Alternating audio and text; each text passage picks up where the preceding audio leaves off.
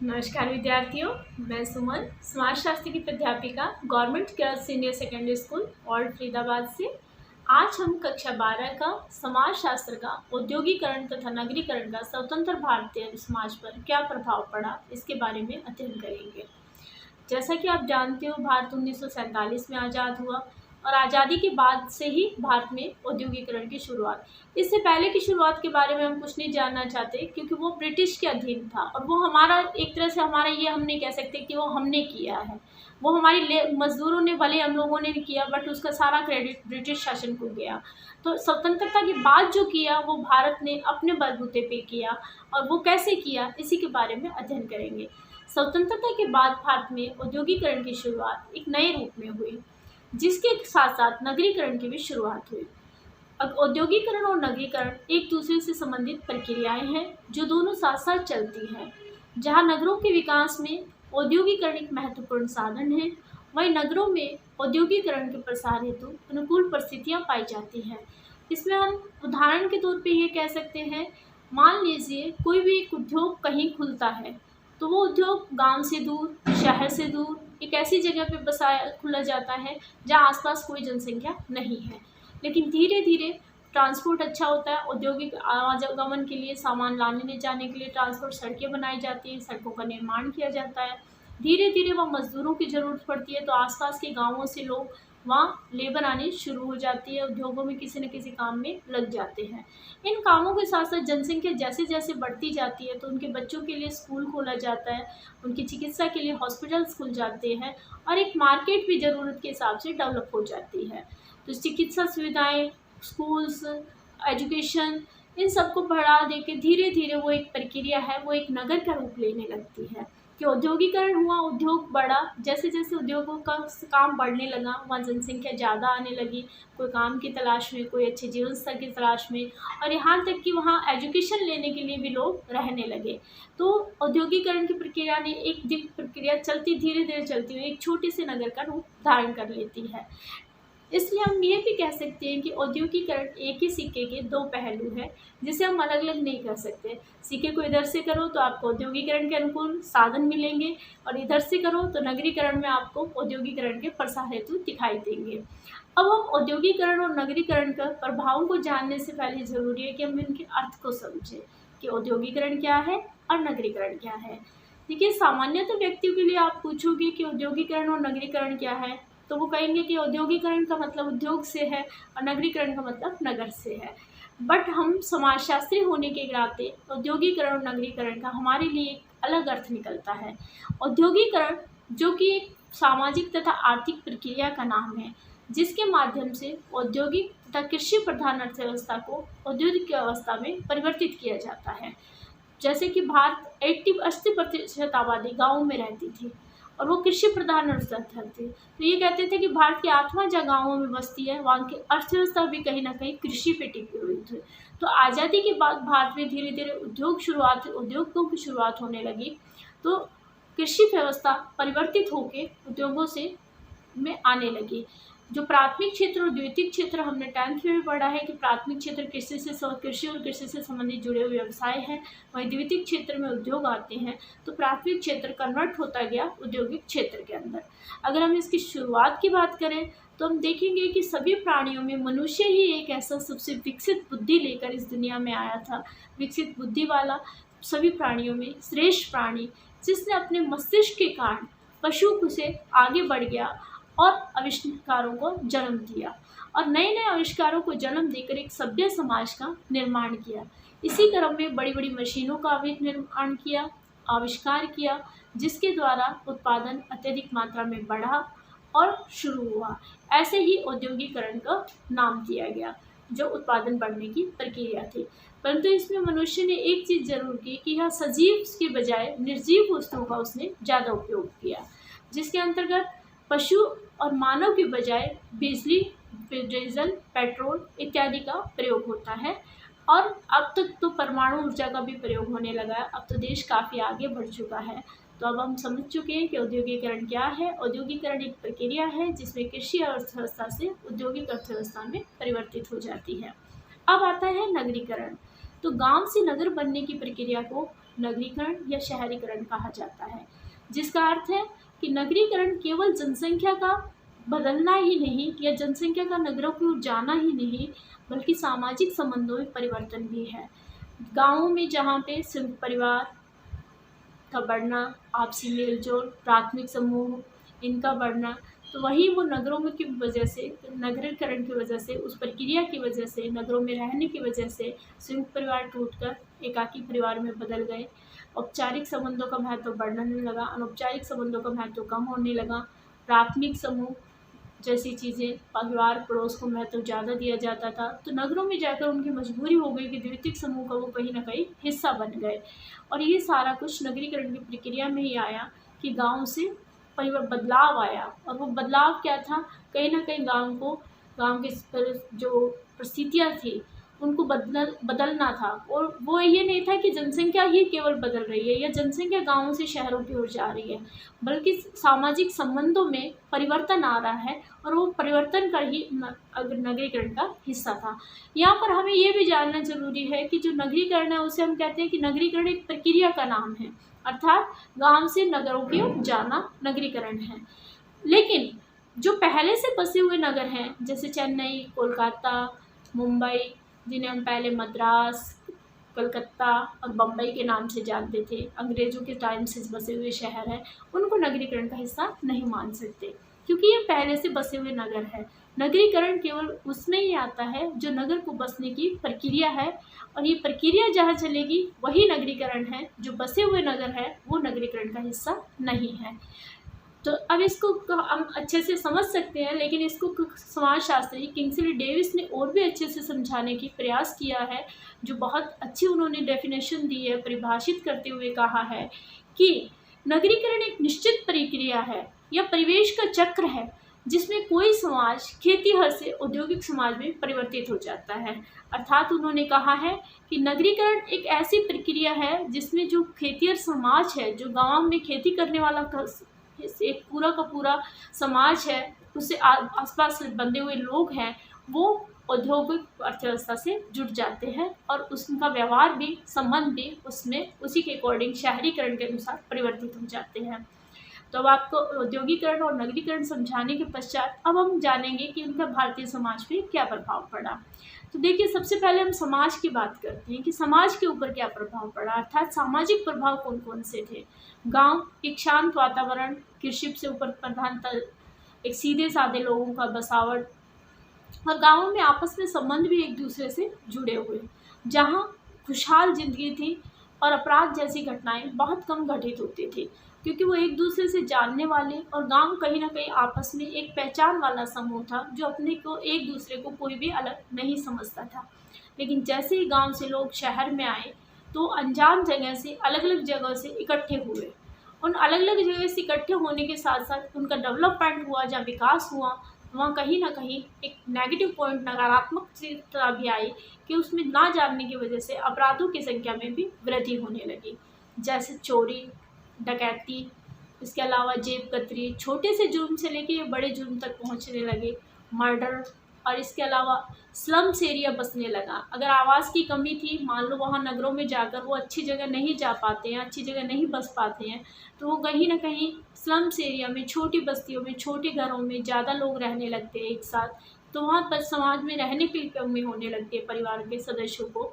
तो उस माहौल की वजह से भी हम कह सकते हैं कि कुछ अपराध पनपने लगे, जैसे रेप जैसे कांड भी इसका ही एक हिस्सा रहे हैं। दूसरा इसका सामाजिक प्रभाव पड़ा आधुनिकीकरण में वृद्धि। आधुनिकीकरण का तात्पर्य है आपके मॉडर्नाइजेशन सिर्फ आपके कपड़ों या पहनने ओढ़ने से नहीं होता, वो आपके विचारों से संबंधित है कि विचारों में बदलाव आया। जहाँ हम गाँव में रहते थे, हमारी सोच थी, बात जब नगरीकरण नहीं आया था, जब उद्योग नहीं बसा था, तो लोग महिलाओं को कहीं ना कहीं एक इसका मेन मुद्दा माना जाता है कि महिलाओं को बराबरी का अधिकार नहीं दिया जाता था, महिलाएं घर से बाहर काम नहीं करती थी, महिलाओं को, बच्चों को पढ़ाया नहीं जाता था। लड़की को ज़्यादा पढ़ाया जाएगा कि लड़की दूसरे घर चली जाएगी, लड़के अपने घर में रहेंगे जब वो पढ़ लिख जाएंगे। तो समाज का ये एक सोच बन गई थी कि लड़के को ज़्यादा अच्छे से देना, लड़की को कम देना, महिलाओं के साथ ये करना, ये छोटा काम है, ये बड़ा काम है, ये काम हम नहीं करेंगे, कोई छोटे, कोई ऊँची जाति का है कि नीची जाति का काम नहीं करेंगे, किसी कंपनी में या किसी फैक्ट्री के अंदर है, कोई पियोन का पद है और कोई ऊपर की पोस्ट है, वो स्किल्ड वाली पोस्ट है कि ऊपर की पोस्ट पे ये नहीं होगा।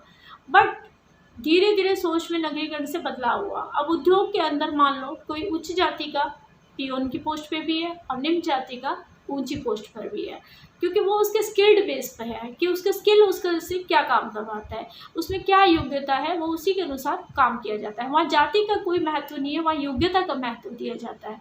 उसकी वजह से सोच भी बदली, लड़कियों को भी बराबर पढ़ाया जाने लगा, लड़कियों को भी बराबर अधिकार दिया जाने लगा। इसके अलावा काफ़ी सोच बदली, महिलाओं को बराबर का स्थान दिया गया। जो तीसरा इसका हम मानेंगे सामाजिक प्रभाव प्रमुख रहा था, वो महिलाओं की स्थिति में सुधार। तो एक महिला होने के नाते हम वैसे भी जानना चाहेंगे कि महिलाओं की स्थिति में काफ़ी सुधार आया। गांव में पर्दा प्रथा, एक घुटन भरा माहौल महिलाओं के लिए था। संयुक्त परिवार, जहाँ महिलाओं से कोई भी किसी भी विषय, किसी भी मामले पर निर्णय लेने का या कोई ऐसी उनको काबिल ही नहीं समझा जाता था कि उनके निर्णय की कोई महत्व दिया जाए। लेकिन जैसे ही वो संयुक्त परिवार टूटा, एकाकी परिवार में बदला, भले ही वो ग्रामीण परिवार के लिए बुरा हो, लेकिन महिलाओं का इससे सम्मान बढ़ा। वो सम्मान इस वजह से बढ़ा कि एकाकी परिवार में पुरुष अपना हर कार्य महिला को पूछकर करने लगा, क्योंकि उसके परिवार का रूप छोटा हो चुका था। वहाँ पति और पत्नी थे तो बराबर का अधिकार था। अब वहाँ कमाने के लिए, कमाई बढ़ाने के लिए पति पत्नी दोनों उद्योगों में भी एक साथ काम करने लगे, घर से बाहर निकल कर शहरों में काम करने के लिए जाने लगे। तो उससे महिलाओं की आर्थिक स्थिति भी मजबूत हुई। जब आर्थिक स्थिति मजबूत हो जाती है तो आत्मनिर्भरता की भावना और इंडिपेंडेंट की भावना, स्वावलंबन की भावना अपने आप जागने लगती है, जिससे महिलाओं को में कुछ स्थिति नगरीकरण, औद्योगिकरण का रहा, कुछ उस पुरुष प्रधान समाज का भी रहा जिसने महिलाओं को स्थिति दी, और कुछ महिलाओं का अपना आत्मविश्वास भी रहा जो उसने एक अपने जॉब्स के माध्यम से, कार्य के माध्यम से अपने अंदर जगाया। तो इसकी वजह से औद्योगिकरण और नगरीकरण हम मानेंगे कि महिलाओं की स्थिति में बहुत परिवर्तन आया। जो चौथा सबसे मेन मुद्दा है जाति।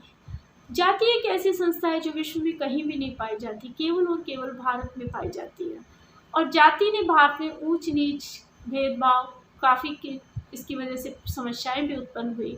वो समाज ही ऐसा था कि वहाँ उनको कुछ भी एक वैज्ञानिकरण के हिसाब से कोई काम को बांटने का कोई हल नहीं मिला, तो उन्होंने जाति जैसी संस्था को विकसित किया। लेकिन बदलते हुए समाज के साथ इसमें परिवर्तन की ज़रूरत थी, जो भारतीय समाज में बहुत धीरे धीरे हुआ।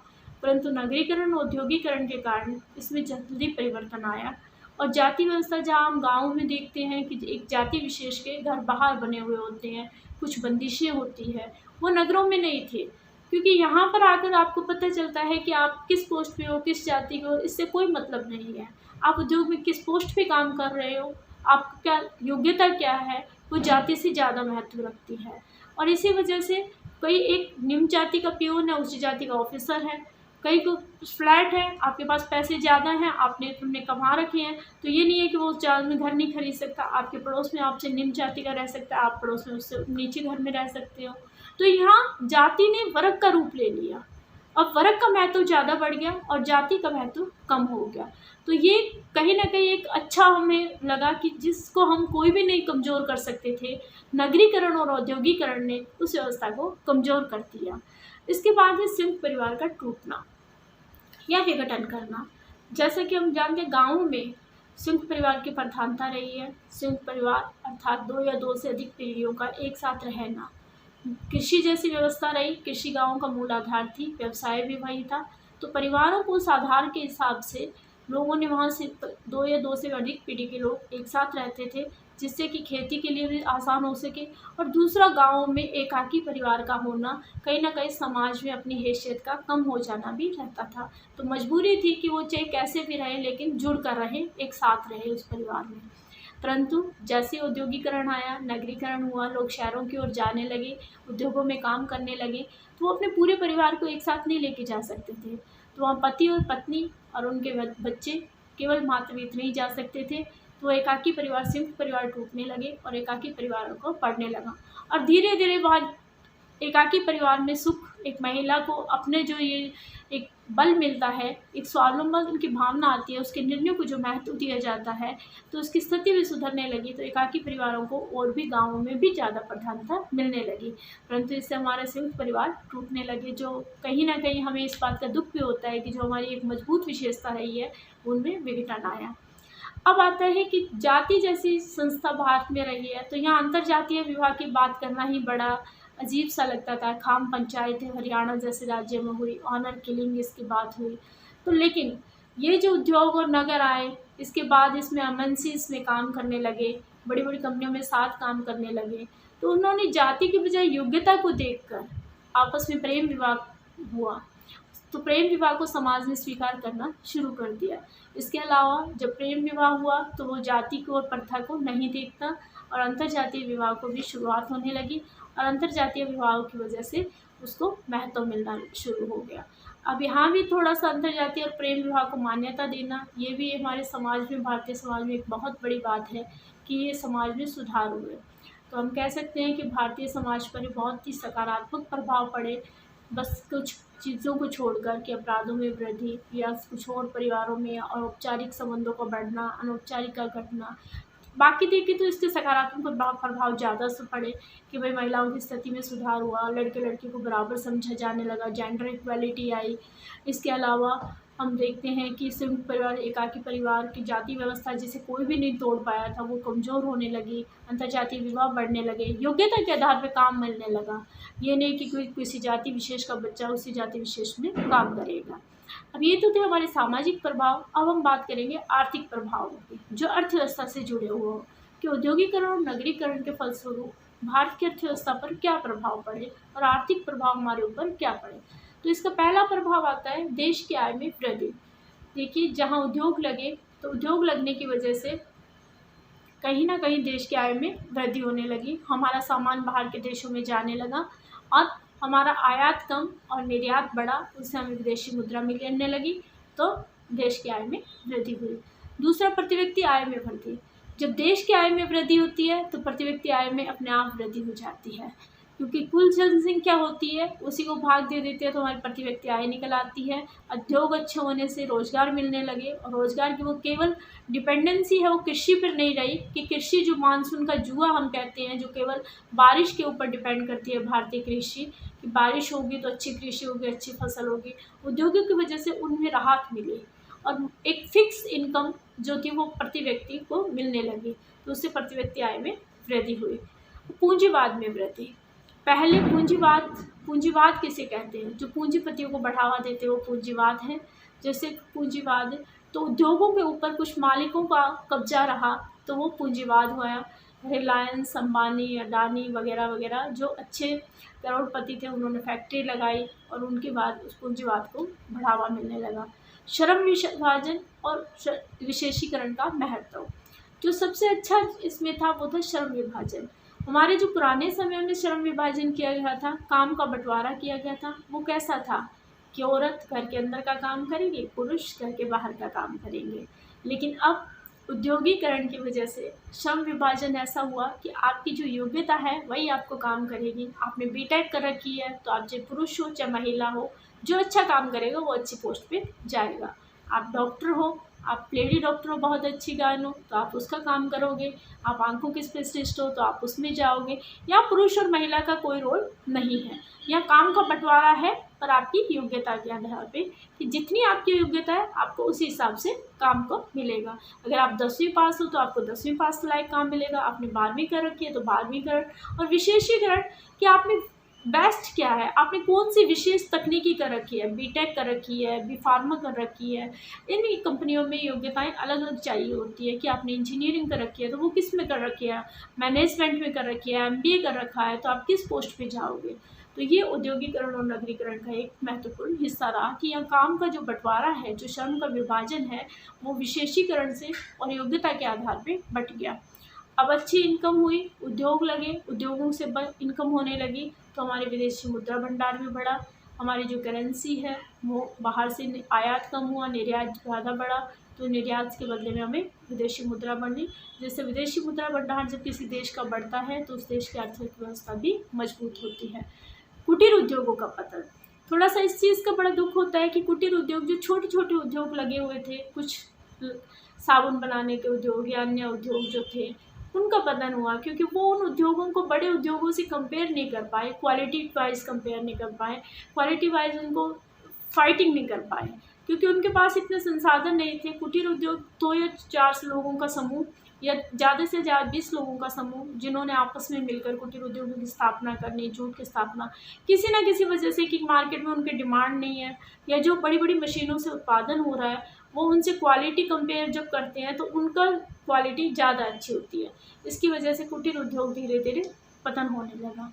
अब देश का आर्थिक विकास, तो जब कोई देश पूंजीवाद की ओर बढ़ता है, आर्थिक विकास जहाँ होती है, जब प्रति व्यक्ति आय बढ़ती है, जब मानव विकास सूचकांक बढ़ जाता है, जीवन स्तर अच्छा हो जाता है, महिलाओं की स्थिति सुधर रही है, स्वास्थ्य अच्छा हो रहा है, चिकित्सा सुधर रहा है, तो देश का प्रभाव सामाजिक और आर्थिक प्रभावों से दोनों से मिलकर उस देश का अपने आप आर्थिक विकास भी अच्छा हो रहा है। इसलिए अब इसके अतिरिक्त हम अन्य प्रभावों की भी बात करेंगे कि ये सामाजिक और आर्थिक प्रभावों के अलावा आर्थिक औद्योगिकरण और नगरीकरण का समाज के अन्य प्रभावों पर भी प्रभाव पड़ा।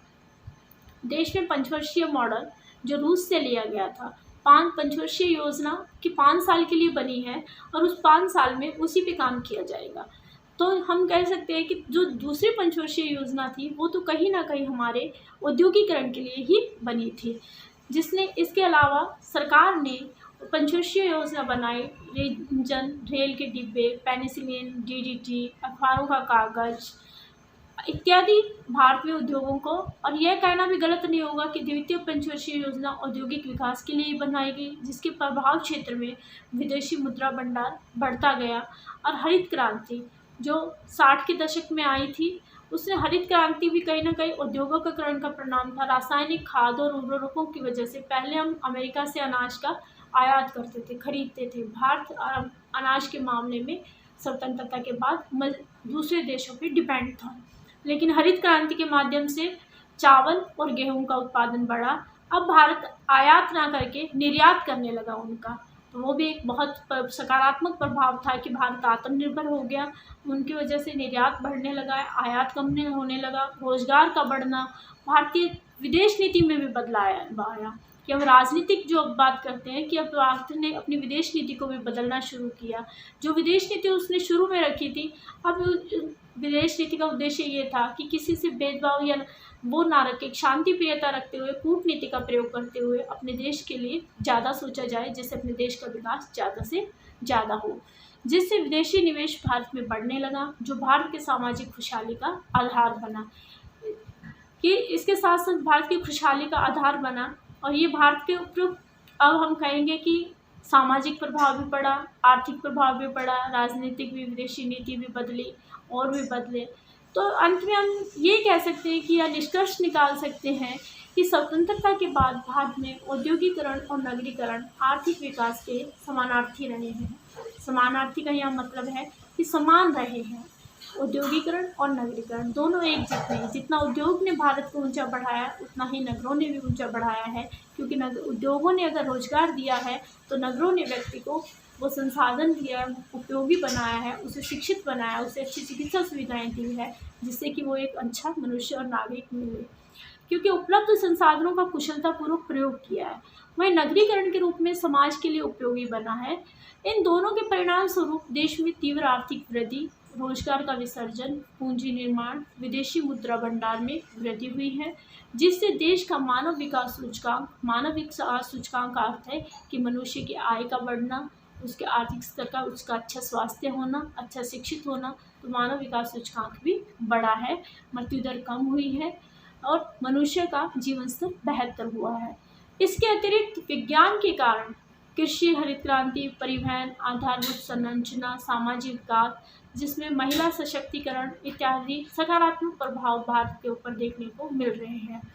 ये सब एक सामाजिक, राजनीतिक, शिक्षा इत्यादि, हम किसी एक छोटे से इनको हमने बांध नहीं सकते हैं और पूरा नहीं बता सकते हैं कि भारत में क्या क्या प्रभाव पड़ा, पर हम अंत में यही कहना चाहेंगे कि जो औद्योगिकरण और नगरीकरण है उसने भारत को एक नई ऊंचाई पर लाकर खड़ा कर दिया है, और विश्व में आज भारत कहीं भी किसी से कम नहीं, एक नई शक्ति बनकर उभर रहा है, जिससे उद्योगों और नगरों का बराबर महत्व है। और अगर ये ऐसे ही रहा तो एक दिन आने वाले विश्व में भारत एक महाशक्ति बनकर भी उभरेगा। नमस्कार। इसके